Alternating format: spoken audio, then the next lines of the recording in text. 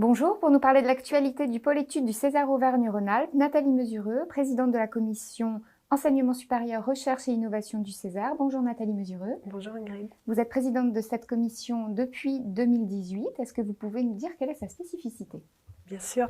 Alors la commission, comme son nom l'indique, s'occupe de l'enseignement supérieur, de la recherche et de l'innovation. C'est-à-dire qu'elle observe ce qui se passe dans ce domaine et donne des avis et contributions sur ce champ. On a beaucoup de chance dans cette région parce que l'enseignement supérieur, la recherche et l'innovation est très important. Il représente 7 universités, accueille 377 000 étudiants, aussi 50 grandes écoles, 12 organismes nationaux de recherche. Il représente un poids de 43 000 chercheurs et cela ne s'arrête pas au dispositif public puisque nous avons aussi une transcription, si je puis dire, de ces formations dans les entreprises à travers la recherche et développement.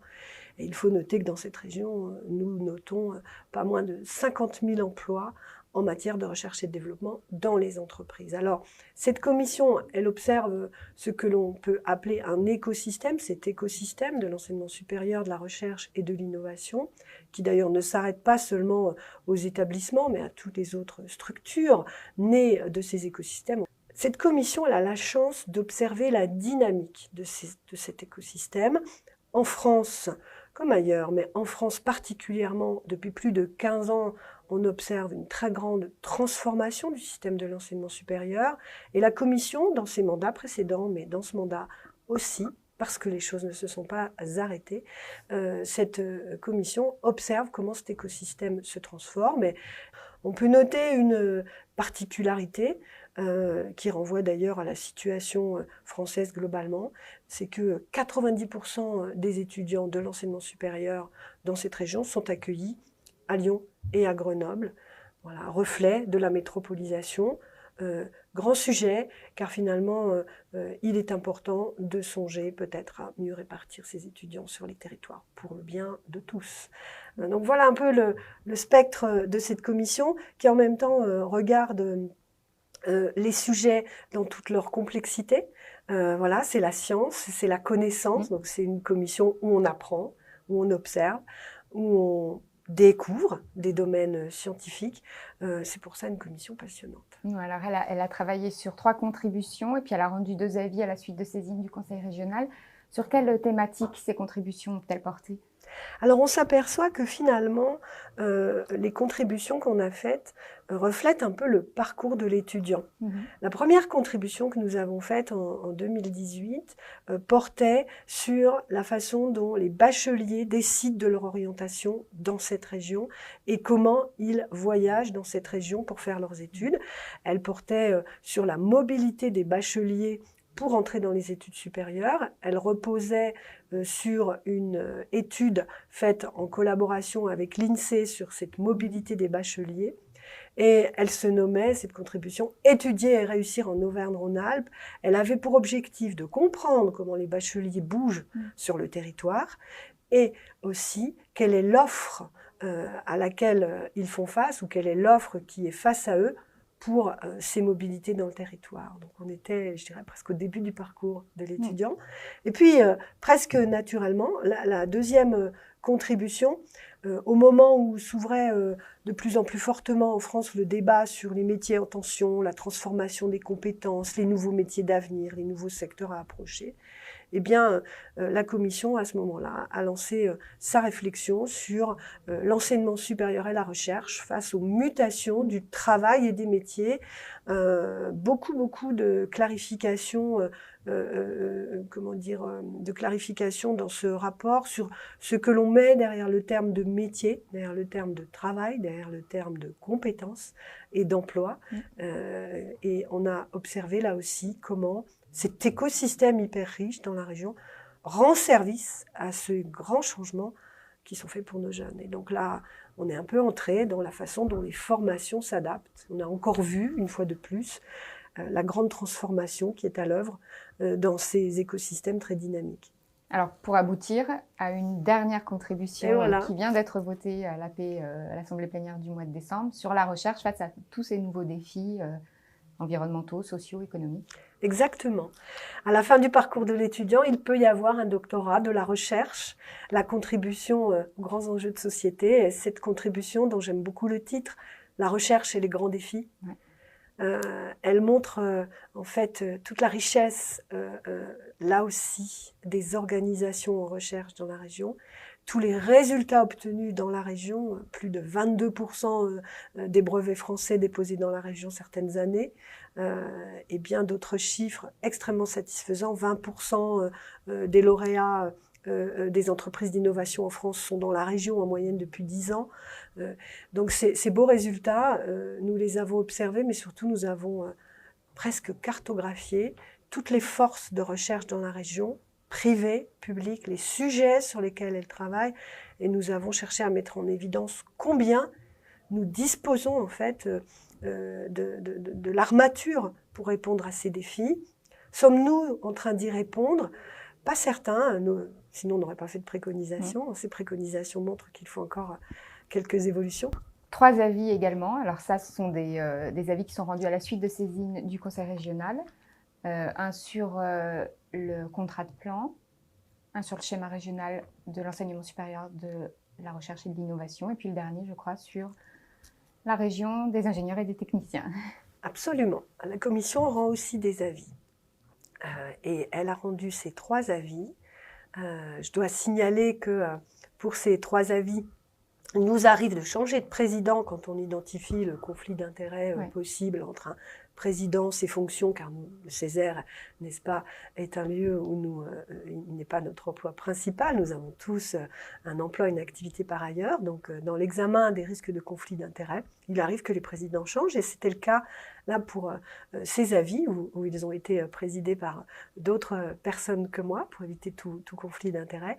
Et donc, ces avis sur le contrat de plan, région des ingénieurs et sur le SRESRI ont été rendus. Ils ont tous mis en évidence à nouveau cette richesse, la chance que nous avons d'être accompagnés par un conseil régional qui se mobilise pour l'enseignement supérieur et le soutien. Et en même temps, on espère que ces avis ont aidé à l'achèvement de ces schémas. Je dois signaler qu'en plus de ces avis, les commissions du Césaire ne sont pas étanches les unes aux autres, les thématiques se croisent toutes.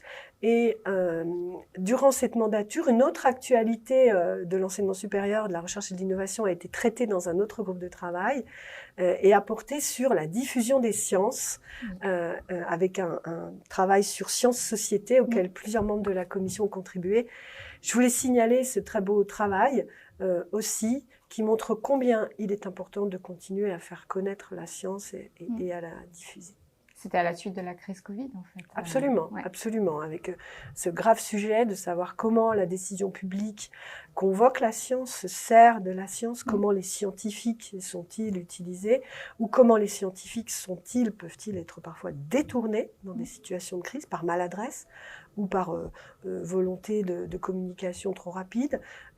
Et voilà pourquoi cette contribution était aussi très très intéressante. Alors, parmi l'ensemble de ces travaux, s'il y en avait un qui était peut-être un peu plus votre coup de cœur, ce serait lequel? Pour quelle raison? Alors, mon coup de cœur va sur un fil rouge de ces travaux. Et pas sur une des contributions. Ça a toujours été passionnant. C'est passionnant, et ce qui me passionne d'ailleurs dans cette commission, c'est la diversité des personnes qu'on y croise et la façon dont chacun apporte son regard de là où il est. Mais c'est justement parce que tout le monde apporte son regard que nous sommes tombés d'accord très tôt, et nous avons poursuivi ce fil rouge jusqu'à la dernière contribution. Très tôt, nous sommes tombés d'accord sur un constat et un besoin, et ça reste mon coup de cœur parce que ça reste un peu peut-être un rêve que de voir se réaliser cette préconisation constante qui est que nous avons un écosystème magnifiquement riche dans cette région, mais toute la logique actuelle qui consiste à accélérer les stratégies de transformation est fondée sur des appels à projets. Fondée sur des appels à projets introduits par le gouvernement français, introduits parfois par la région ou par d'autres systèmes, parfois même publics ou privés. Et bien, sur la base de ces appels à projets, on constate une mise en concurrence des sites, des établissements entre eux, des organismes entre eux. Cette mise en concurrence, elle est vertueuse parce qu'elle permet que chacun fasse le meilleur projet pour l'emporter et emporter les financements. mais elle court le risque de freiner la coordination des acteurs entre eux. Et depuis ces 6 années, nous mettons en évidence qu'il est absolument nécessaire sur ce territoire, à l'échelle de ce très beau territoire régional, de coordonner davantage les acteurs. Non pas de les coordonner pour leur intimer des instructions sur ce qu'ils devraient faire, mais coordonner la réflexion, coordonner la prospective, pour que la réflexion ne soit pas la réflexion ajoutée de 4 sites universitaires différents les uns des autres, ou de 4 métropoles qui accueillent des sites universitaires, mais au contraire se dire qu'il y a un destin commun sur le territoire régional à observer, et sans doute se donner des intentions communes qui servent bien tout le territoire. Donc nous l'avons appelé Centre de compétences et de métiers. Ce nom n'est absolument pas quelque chose qui doit être figé. Et ce qu'il faut retenir, c'est cette idée fil rouge d'un besoin de réfléchir à ce qu'est l'enseignement supérieur, la recherche et l'innovation, à l'échelle d'un territoire. Et alors, on arrive à l'issue de cette mandature. Si vous aviez un message à donner à de futures conseillères et conseillers du Césaire pour qu'ils s'engagent dans cette commission passionnante enseignement supérieur, recherche et innovation, ce serait lequel? Alors, venez dans cette commission.